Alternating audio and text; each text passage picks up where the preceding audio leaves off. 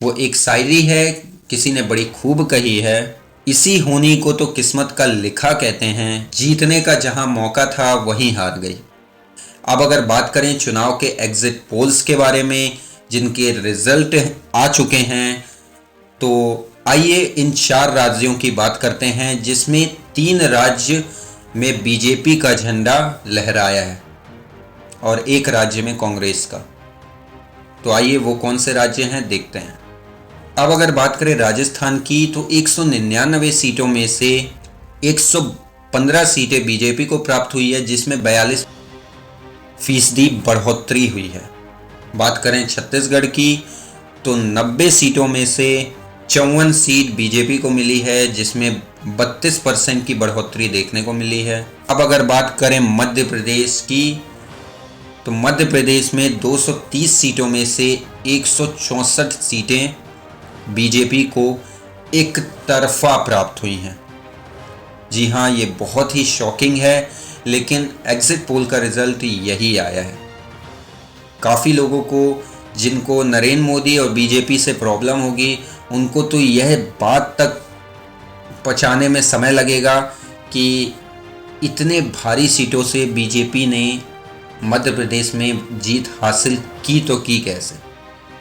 और बात करें अगर एक तरफा तेलंगाना की, तो तेलंगाना में कांग्रेस ने 119 में से 64 सीटें कांग्रेस को प्राप्त हुई हैं, जिसमें कांग्रेस की 45% बढ़ोतरी देखने को मिली है पिछले चुनाव में से। अब अगर बात करें छत्तीसगढ़ की, जहां के मुख्यमंत्री भूपेश बघेल जी थे, जो अब नहीं रह पाएंगे, और उनके ना जीतने का वैसे सभी को यह लग रहा था कि वहां से भूपेश बघेल जी जीतेंगे, लेकिन कुछ महीने पहले इनके ऊपर कुछ बैटिंग का आरोप था, जिसके कारण ये इस चुनाव में हार गए। अगर बात की जाए राजस्थान के अशोक गहलोत जी के बारे में, किसी को यह नहीं लग रहा था कि यहाँ से बीजेपी जीतेगी, लेकिन राजस्थान से भी एक तरफा वोट पाकर बीजेपी ने अपना डंका बजाया है। और अगर बात करें मध्य प्रदेश की, तो मध्य प्रदेश में तो एक अलग ही रिकॉर्ड बना है पिछले कुछ सालों का। बीजेपी ने 164 सीटों से विजयी प्राप्त की है और यह बहुत बड़ा आंकड़ा है। अगर बात की जाए 3 राज्यों की, तो बीजेपी की तो बल्ले बल्ले है। राहुल गांधी की, तो राहुल गांधी के लीडरशिप में केवल और केवल 3 राज्य रह गए हैं, हिमाचल प्रदेश, तेलंगाना और कर्नाटक, और यह सभी साउथ का एरिया है। लेकिन अगर बात करें वोट की, तो नॉर्थ इंडिया साइड बीजेपी को काफ़ी भारी मात्रा में वोट मिले हैं, जो कि एक अलग ही रिकॉर्ड है। सबको यही लग रहा था कि मध्य प्रदेश में कांग्रेस की सत्ता आने का काफ़ी ज़्यादा चांसेस हैं, लेकिन किसी को यह नहीं पता था कि मध्य प्रदेश में 164 सीटों से बीजेपी जीतेगी। और अगर अब बात की जाए, तो अगले 5 सालों तक बीजेपी के पास इतनी सीटें हैं, तो उन्हें अगले 5 सालों में कोई भी प्रॉब्लम नहीं होने वाली है। लेकिन प्रॉब्लम होने वाली है अशोक गहलोत जी को और कमलनाथ जी को। काफ़ी भारी मात्रा में इस चुनाव का असर डाउनफॉल में देखने को मिलेगा।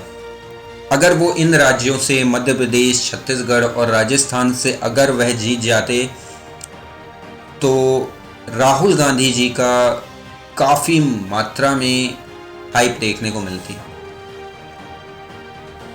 लेकिन बीजेपी की यहाँ से जीत के बाद इनके करियर में काफ़ी गिरावट देखने को मिलेगी।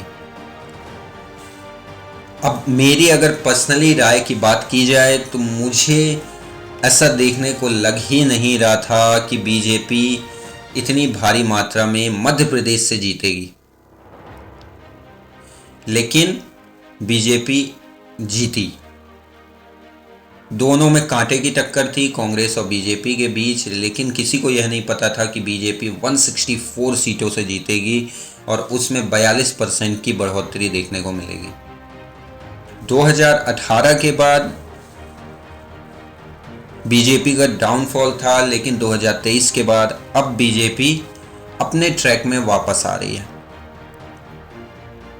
और इन 3 राज्यों से विजयी होने के बाद अब काफ़ी चांसेस यह बढ़ गए हैं कि बीजेपी देश के 53 से ज़्यादा मतों का